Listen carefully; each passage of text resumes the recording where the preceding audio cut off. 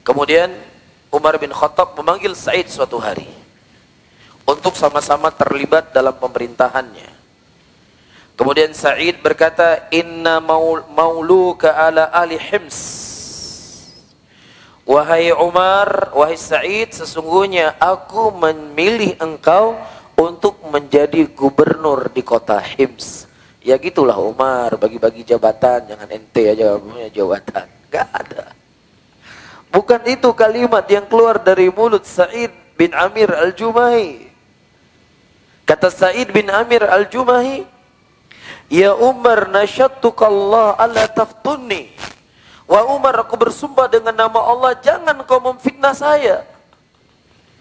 Jangan kau memberikan fitnah untukku. Subhanallah. Ini diberikan jabatan gubernur. Nggak perlu kampanye, nggak perlu biaya kampanye, nggak perlu pasang-pasang flyer, spanduk ataupun apapun namanya. Nggak perlu ada fajar, sarangan fajar, nggak perlu. Aku pilih engkau sebagai gubernur. Ya Umar, aku bersumpah dengan nama Allah, jangan engkau membawa aku ke dalam fitnah. Dan subhanallah, begitulah ketakutan dan kekhawatiran para as-salihin di zaman dahulu, para ayyuhal ikhwah rahimani wa rahimakumullah, dari kedudukan dan jabatan.